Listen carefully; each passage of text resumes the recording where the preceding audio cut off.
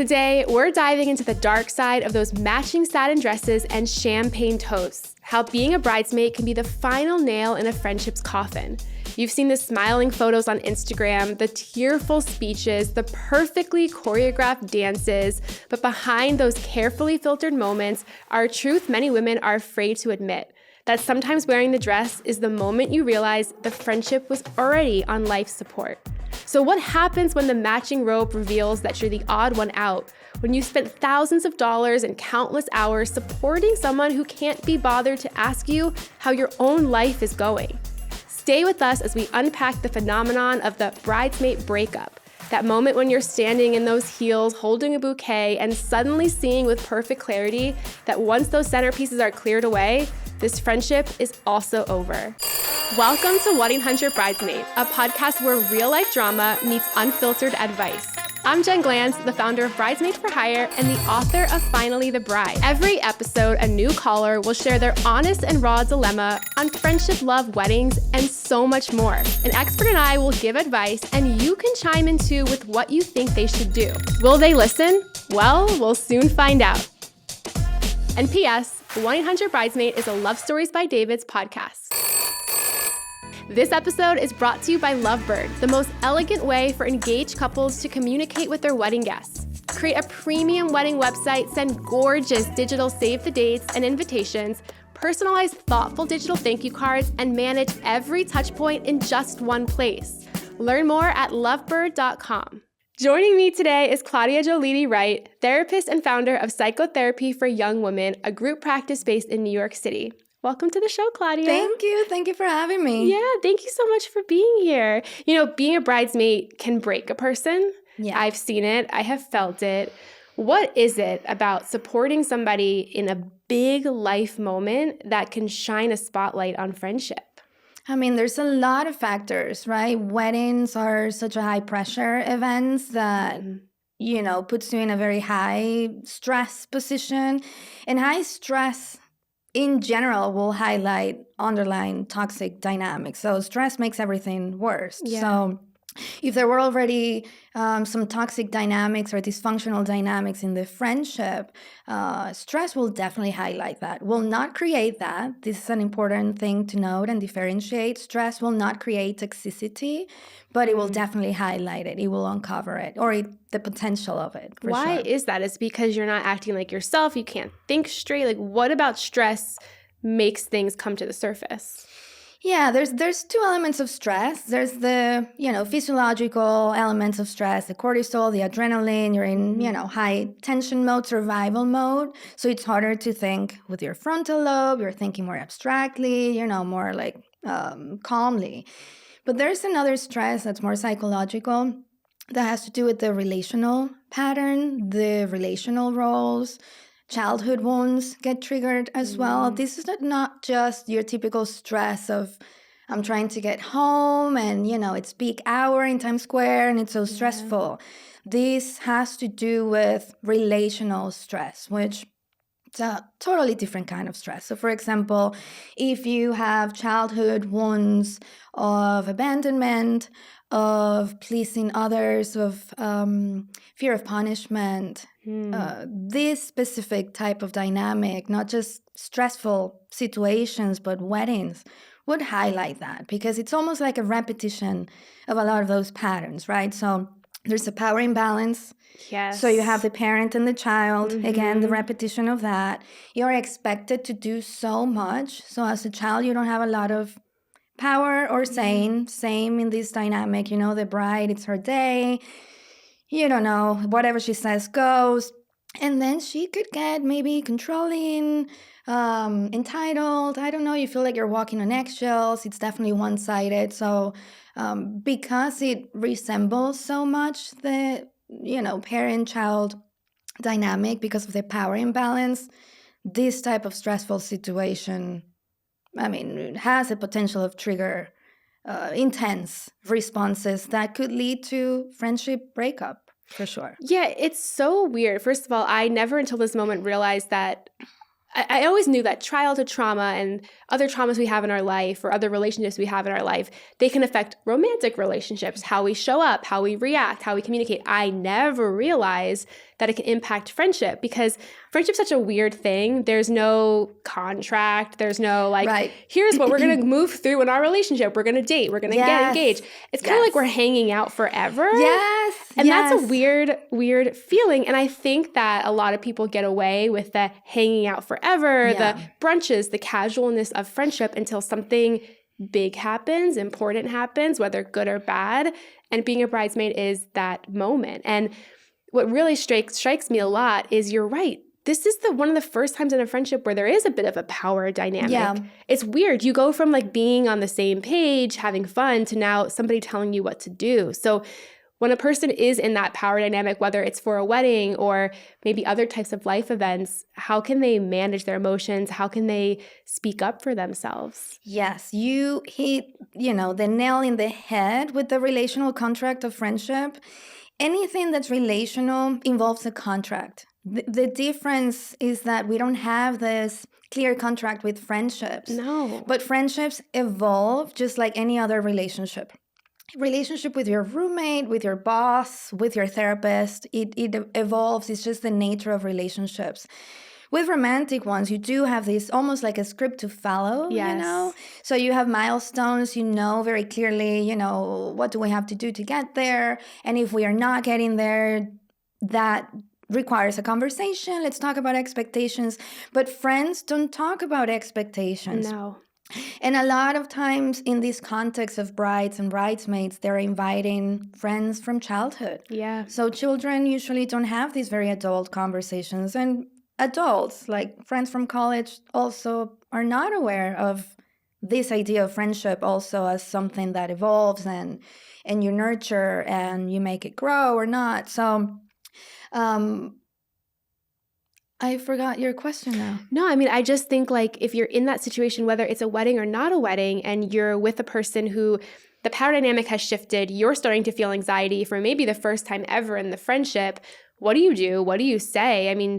It's really hard to come to the table with the person who you've never taken inventory on the friendship before, so you don't really know where you stand. It's hard for you to sit down and say, Sally, I'm not feeling good in this friendship, especially when she's the one getting married. So what's a good first step for a person who's starting to realize, okay, there's something off in this friendship. Maybe it was caused by being a bridesmaid, or maybe I'm just suddenly realizing it. Yes. So the first step, definitely self-awareness. So pause before act. Yeah. And this tip actually applies to all relationships. So if you're starting to feel something, rather than impulsively respond to it, just sit with it and kind of inspect it. Ideally, you are aware of your childhood wounds or what triggers you. So if this is an issue about you feeling ignored, or your triggers are maybe being controlled, you don't like that, or you don't feel like you belong, you're being left out, the other bridesmaids are getting more attention, or you're feeling you cannot actually afford all of this. So tap into it first. Separate what's yours versus what's actually the situation, and then approach it. The usual way I recommend my clients to approach conversations like this, or this sandwich, I call it the sandwich approach. So you have the two breads where they're soft and nurturing, and then you have the meat inside, The meat's the scary part, though. Yes. So first of all, affirm the relationship. So I am so honored that I'm here. I value so much our friendship. I love you so much, and I want you to know that. Then the meat is you set the boundaries as honest and as clearly as you can without over-explaining yourself. That's very important. It's hard. The more you over-explain, the worse things get.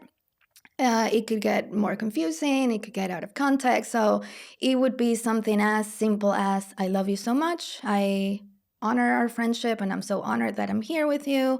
I wanted to share something with you. I'm starting to feel like I'm not able to fully commit to the process, and I'm starting to feel like I'm not actually pulling the weight, and I wanted you to know. Then you offer an alternative. Can I do something in this way, or this is what I need from you? This is part of the meat as well. So your boundaries, your limits, and your needs are part of the meat. And then you reassure. That's the last piece of bread, I'm sharing this with you because I trust you and I value our friendship. And I want you to know that the fact that I need these things or I have these limits doesn't change how I feel about us. The context, it's important too, right? And the place. You don't want to do this like 2 hours before they walk down the aisle. You know? I know. The timing is everything. I need to write down this script. One of the things I have been doing, because I went through a friendship breakup a couple years ago where the friend broke up with me. Oh. It was worse than any romantic breakup I've ever had in my life. It came out of nowhere. It made me feel like I was a horrible friend. So I've been on a journey to improve how I show up as a friend. One of the things I do, which might be weird, is I take inventory on my friendships. Mm-hmm. I write down everyone who I consider a friend, and I give the friendship, not the person, but the friendship, a number between 1 to 5. 1, things are rocky. 5, things are amazing. And I almost check in to say, okay, here's where our friendship stands. Now, do I want to improve it? Do I have the energy to improve it? Or does this need to be on pause a little bit? Yeah. Well, I think that's important. Over the years, I've noticed that not a lot of friendships, but some of my friendships are fading, and that's okay. So what can a person do, whether it's after a wedding, not even wedding related, when they start to realize someone that they were friends with or starting to be friends with, they no longer really want to pursue that friendship contract anymore? I mean, do you outwardly break up? Do you ghost them, which I know is probably not right? I mean, how do you start to move away from a friendship and put distance between the friendship? I love that question because they're with romantic relationships, just like we were talking about the clear relational contract and milestones. We don't have this idea of breakups with friendships. We don't learn about it. We don't know how to do it. So just to normalize that is hard. And yes, friendship breakups can be as hard as romantic ones. It's a big loss. Big, yeah. So the first thing I will definitely assess is this a friendship that's evolving naturally, or is this a friendship that it's fading? And friendships evolve naturally. So with evolving friendships, you have this very core element of caring for the other person. You really deeply care about them, and just like circumstances in life are promoting this shift in dynamic. They move, work, they had a baby, but deep in down you think of them like, yeah, I still care deeply about this person. Yeah. On the other end, when our relationship, it's more on the end of the other end of ending, it's more like a chore. It feels like, okay, this relationship feels more like a chore. Do I really have to reach out to them or not? So it depends on personally what matters to you, what you prioritize, if you want to let the friendship fade away or not. For example, I would ask yourself, do I need closure? What type of closure do I need with this relationship?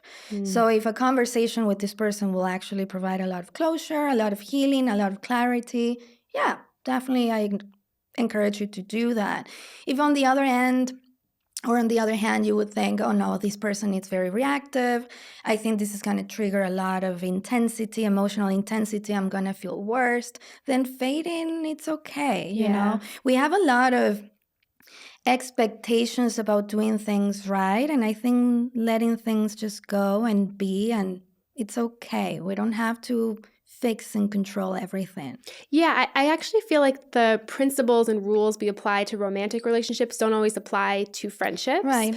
Like when you're dating someone, you really kind of can't pack up your bags, leave, and never see them again, and like never explain why. You kind of can't do that.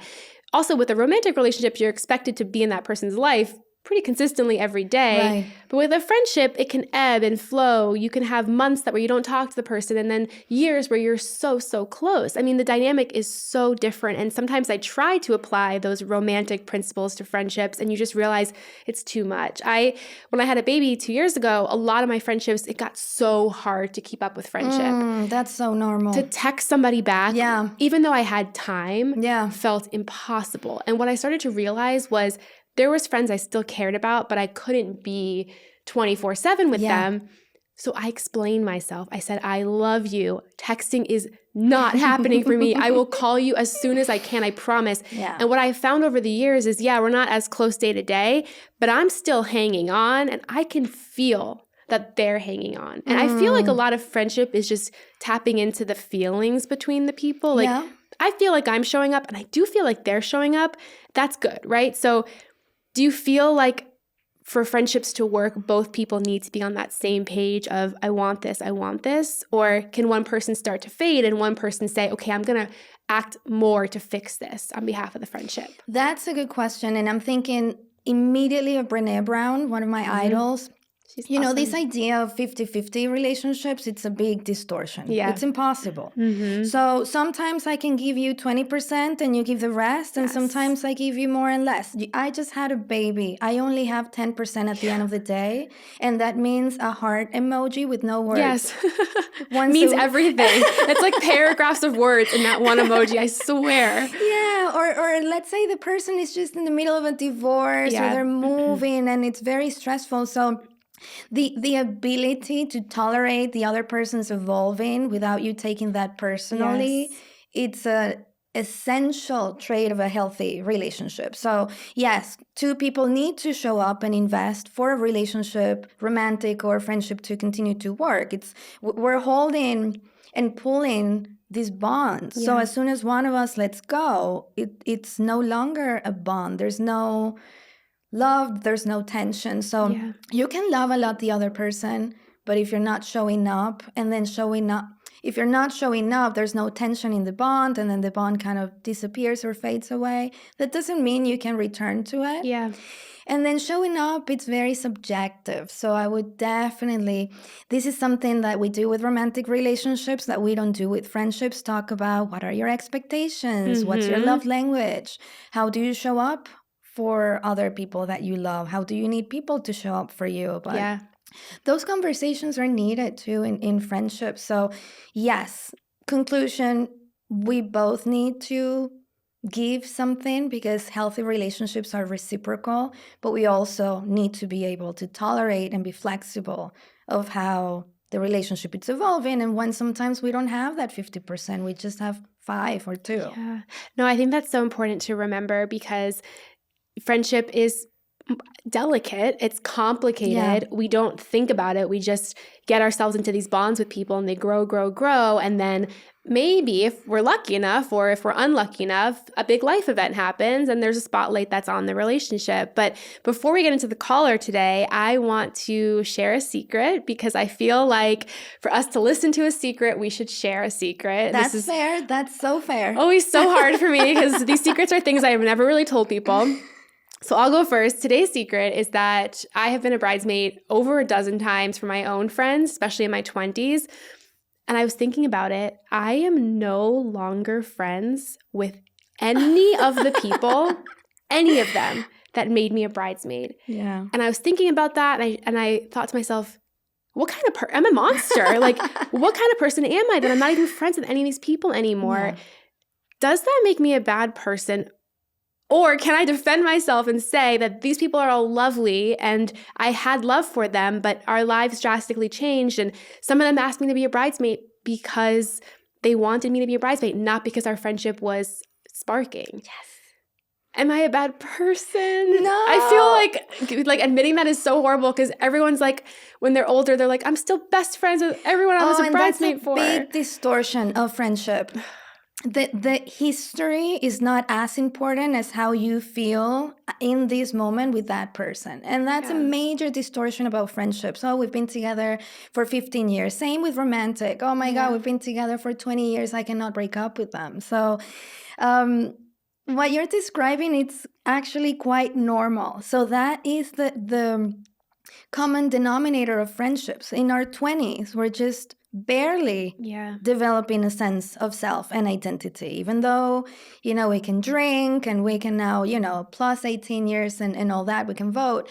But it's so fragile, that sense of self. So the normal thing is for these friendships that you develop in your 20s to not continue to stay together. Also, there's a big distortion about relationships, friendships in general.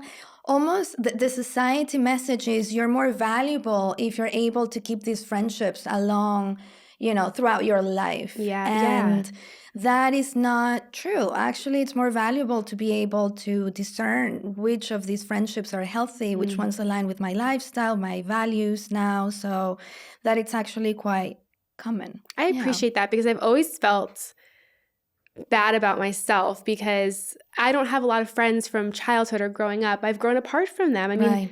I've become 37 different versions of myself in Yes. 37 years. Yes. But my husband, for example, is still best friends with all these people he grew up with. Yeah. And I know a lot of people like that. And you look at yourself and you think like, is there something wrong with me? Am I a bad person? Did I not prioritize friendships?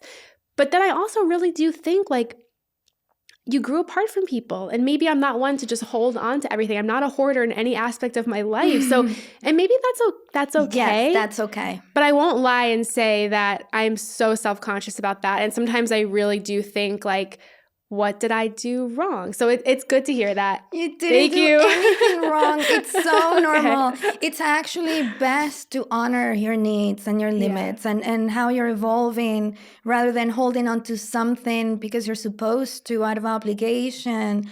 And if you now, think about these friends and be like, oh, I would love to reconnect. I'm wondering what happened. You can always reach out again and ask for reconnecting. But this idea that we're valuable or worthy depends on how well we can maintain friendships.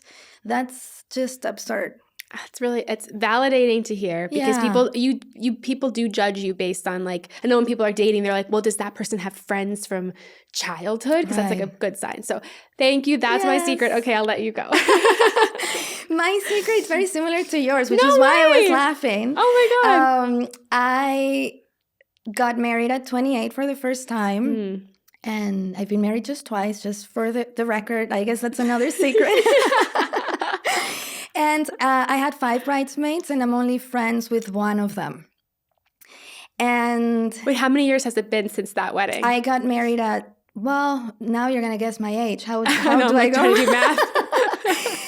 This was in 2010. Okay. 2010.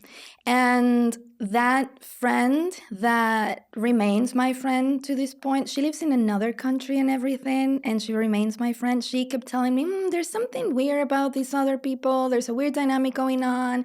And I was just very dismissive of it. There's no way. These are my friends again from forever. And I'm no longer their friends, just one. And then several years later, I'm talking about maybe 8 years later, one of them reached out to me apologizing for everything that happened. Very heartfelt apology, acknowledging, kind of the dynamic she was involved in and recognizing how her own wounds were at play in that. And that was very healing. I was very grateful for that. Wow. Did you know before you made them a bridesmaid that things were off in the friendship? Did you feel anything? No, which is why I loved the topic of this podcast because, again, wedding highlights a lot of things. It's just very intense. A lot of stress, a lot of things to do, a lot of pressure, a lot of expectations from society. And it really uncovered a lot of unhealthy dynamics that were going on. And I mean, looking back, I'm grateful for it. I'm grateful. I learned a lot from it. I now talking a lot about it makes me think again about who I was at that moment. So, it was crazy. Yeah. Did the friendships end right after the wedding, or did they scatter throughout the 15 plus years? Right after, almost like during the wedding, they were almost like done. And as soon as the wedding ended, they were like, okay, now you're erased from the friend group. I was. Do you think it would have happened if there wasn't a wedding? Like, do you think it would have happened eventually? That's a good point. I wonder. And I think what triggered everything, and again, this is years in therapy. I unpack this. I was getting married and then moving outside of the country. I was moving away. And I think that was their response to 2 things. One, we're going to miss you. You're leaving us. Again, those abandonment wounds we've talked about that get triggered. So it wasn't really about me. It was about them feeling abandoned. And me getting married and moving to do a master's program when they were like really still figuring life out. Yeah. And that really held a mirror for them, and that did not feel comfortable. And instead of talking about it with me or then being aware of it, they were just acting out. It would be better if I was the bad one. Wow. Yeah. It's so crazy how we can't have conversations with friends as easily as we think we could. Yeah. Like, why, if this was my partner, I'd be like, I'm feeling jealous of you, or I'm just not liking this. Like, it's a little bit easier to talk to your romantic partner than a friend. Like, it's really hard to sit down and say, I just want to let you know I'm really sad that you're moving away. Right. And I'm feeling like you're leaving us. And I'm also really jealous about like your life taking up. Like, it's really hard to say that to a friend. Yes. It really is. And you can have the scripts and you can have the tools, but I don't know. There's just something about the dynamic that makes it hard.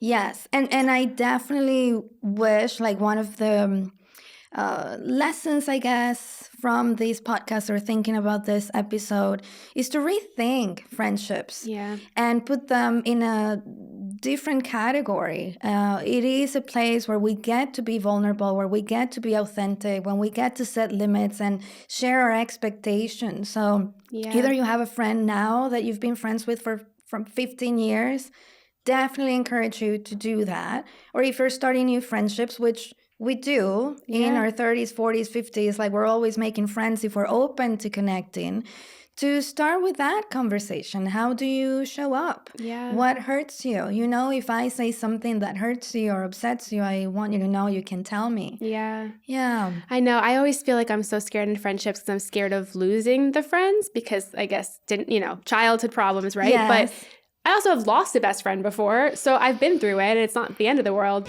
This episode is brought to you by Lovebird, the most elegant way for engaged couples to communicate with their wedding guests. Create a premium wedding website, send gorgeous digital save the dates and invitations, personalize thoughtful digital thank you cards, and manage every touch point in just one place. Learn more at lovebird.com. I want to get into today's caller's question. This one is a tough one. Hi, Jen. This is Nicole from Boston. My best friend of 15 years, Cassie, is getting married in 3 weeks. We met freshman year of college. We were roommates for years, and I've been through everything together. My parents' divorce, her mom's cancer battle, losses, breakups, you name it. When she asked me to be her maid of honor last year, I was thrilled. But over these past 9 months, she's transformed into someone I don't recognize. The wedding planning brought endless demands, multiple dress fittings during work hours, a $2,000 bachelorette trip that I couldn't afford, mandatory check-ins about centerpieces while I was going through a breakup she barely acknowledged. My anxiety has skyrocketed. I'm having panic attacks at work, checking my phone 40 times an hour for messages from her. I reviewed my maid of honor checklist 3 times before bed out of fear I forgot something. And last night I was rewriting my speech for hours. My therapist noted that these are OCD tendencies. The breaking point came yesterday when Cassie commented on my dress having a forgiving waistline. I haven't been honest about how our friendship has made me feel, and I'm starting to feel like these wedding expectations are getting out of control. I've spent thousands of dollars on this wedding while suddenly feeling sidelined. I realize this friendship might be over, and I'm not sure if I could even make it to the wedding as her bridesmaid. The ceremony's in 3 weeks. Should I step down? Should I just show up and pretend we're friends? How do I grieve this 15-year friendship while everybody else is celebrating? Oh my goodness. I know. I feel for her. I don't even want to ask you what she should do because it's so loaded. Yeah. There's no one right path, but I do want to talk about the feeling of anxiety that happens in friendships.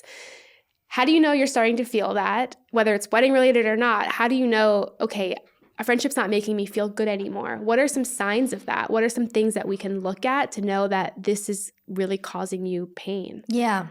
So anxiety in friendships is normal. Anxiety in relationships is normal. But there's a difference between normal anxiety and not that normal anxiety. So for example, normal anxiety would be something like, I'm worried about your well-being. You're with a new partner that I think it's a bit controlling.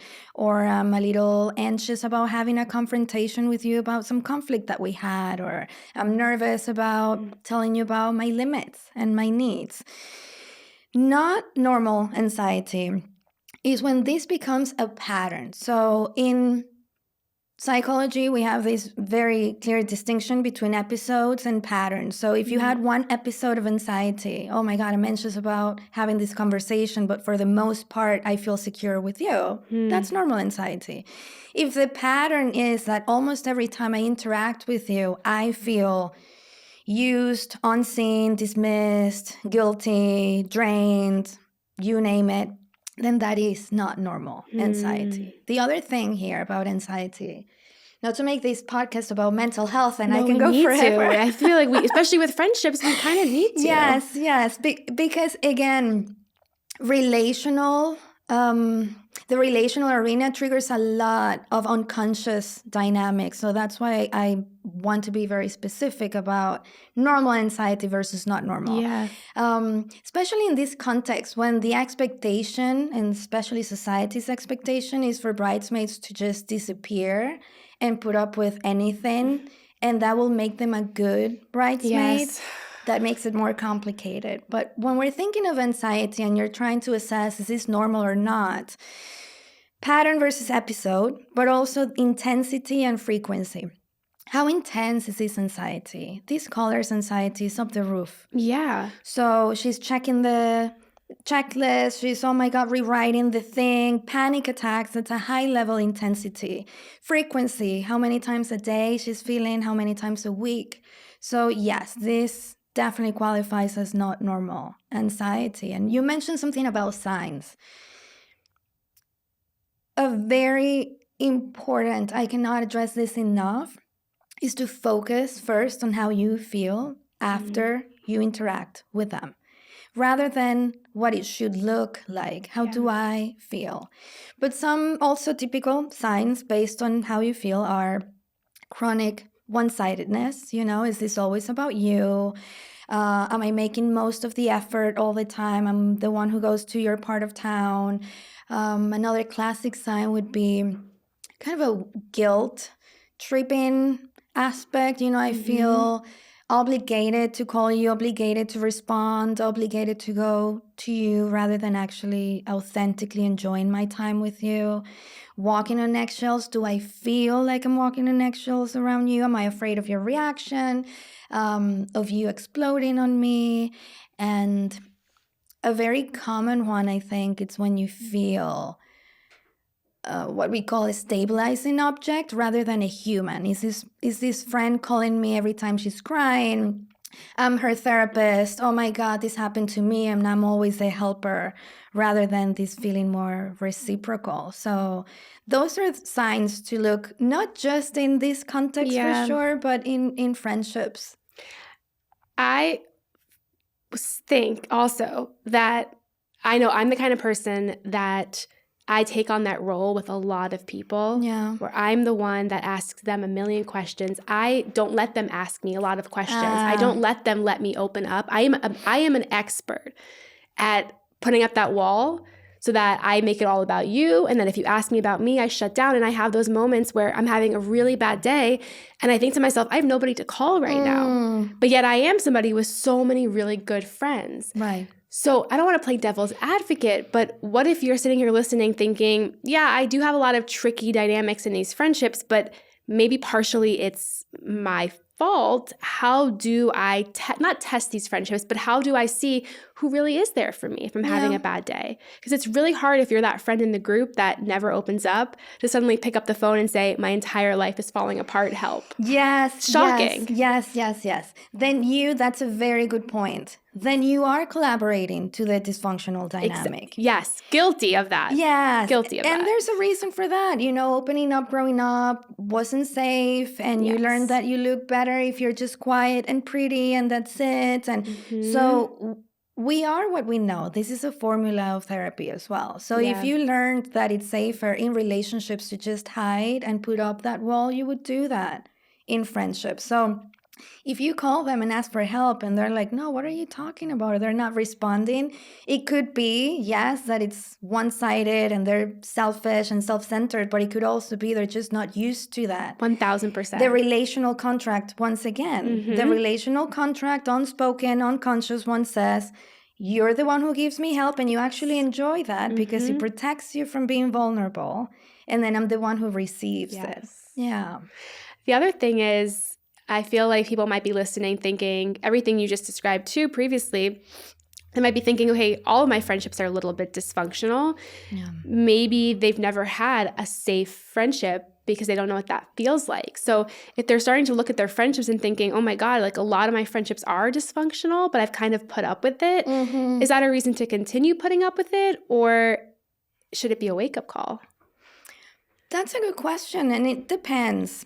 We want to look at things through the lens of harm, not through the lens of what's the standard or what's the right thing to do, because it's so subjective for everyone. Yeah.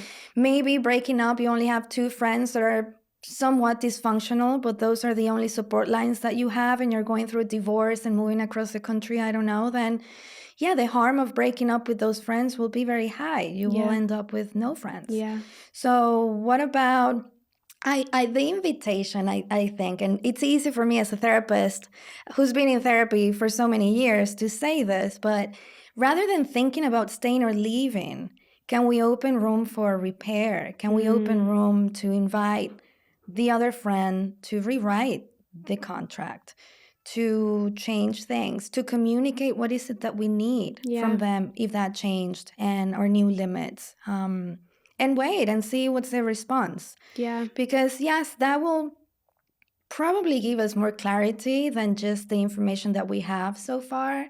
So this is what I need from you. This is what I'm feeling. These are my limits. Can we do things differently? Their response, I think, will tell you more about breakup or not than if you don't have the conversation. No, it's so true. And, I know in this situation, this caller, when people are getting married, they are more selfish than probably usual. Just like when people are going through any major life event, whether it's a big move, a loss of a parent, a child, like anything, you do become more selfish than you usually would be. So there is going to be a mindset of that with a person. Yeah. They might not even realize that they are hurting you.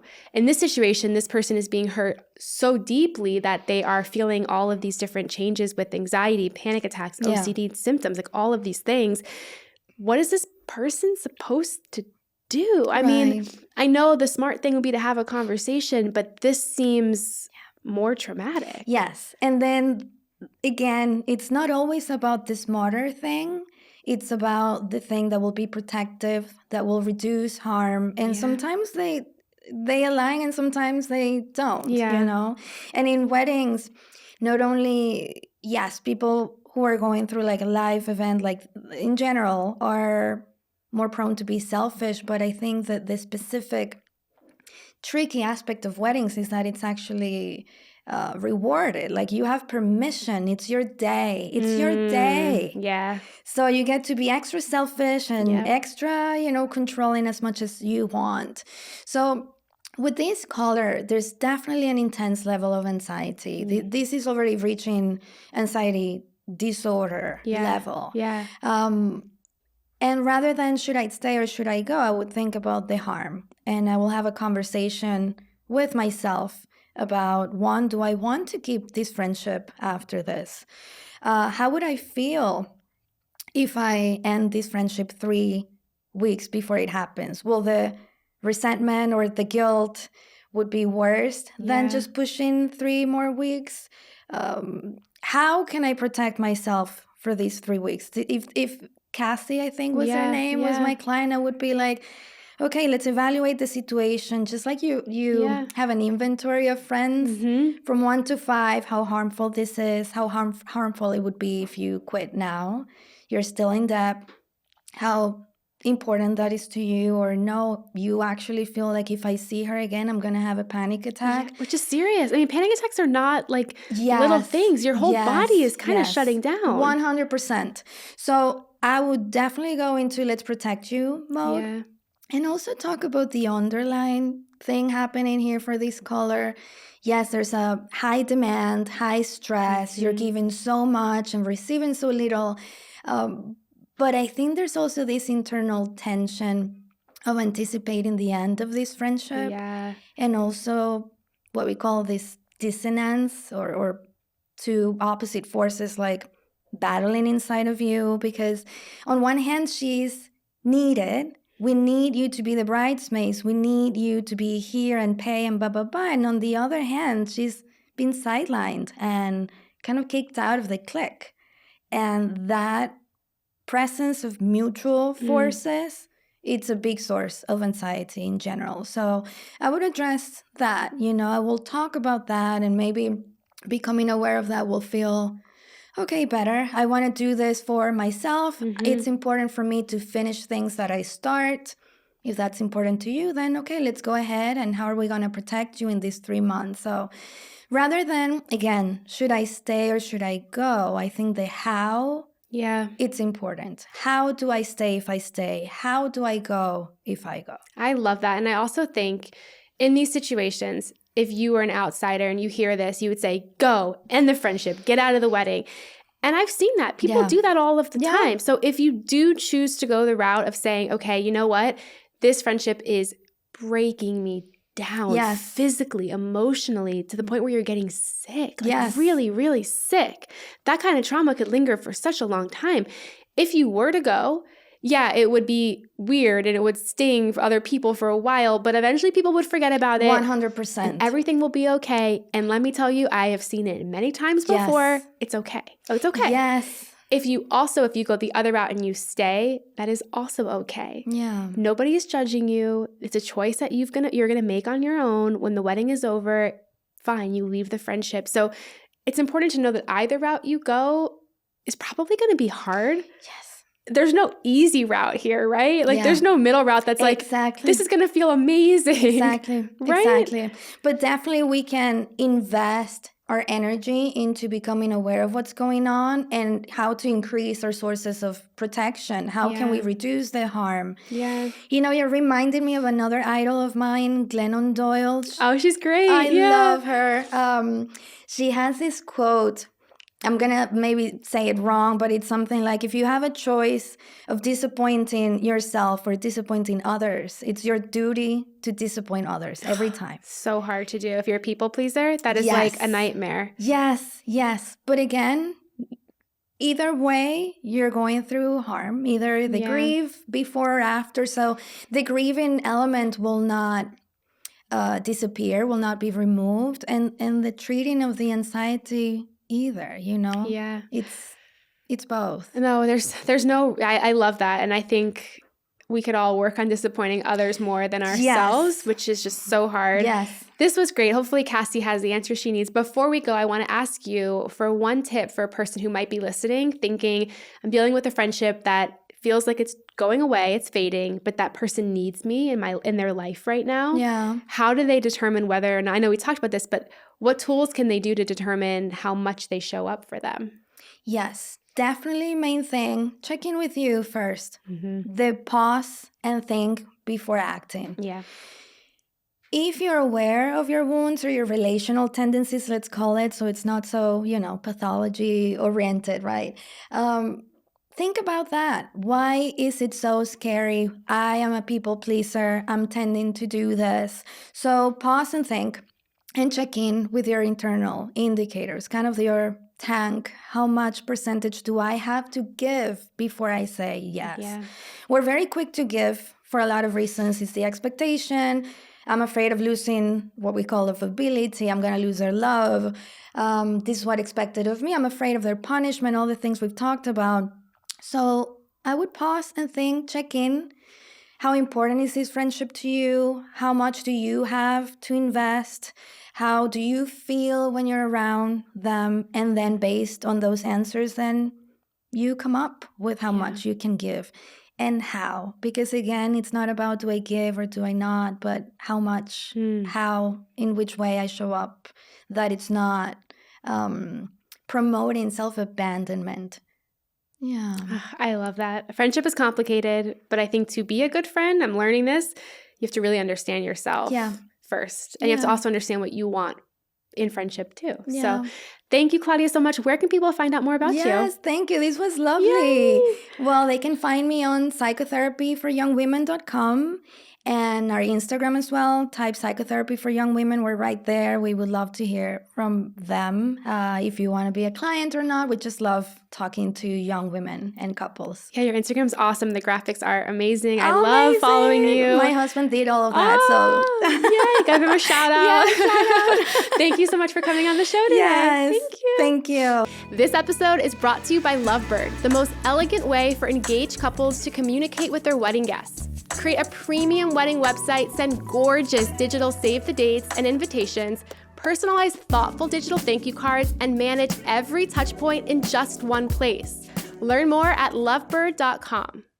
Thank you for listening to 1-800-Bridesmaid, and I hope this caller's story gave you something to think about. Have a wedding dilemma or relationship question?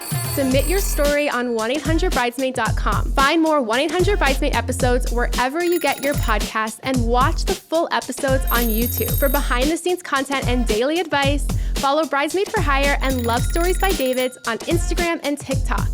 If you enjoyed these stories, check out my book, Finally the Bride by Jen Glantz on Amazon. And remember, sometimes the best advice comes from strangers we meet along the way. Until next time, this is your professional bridesmaid signing off.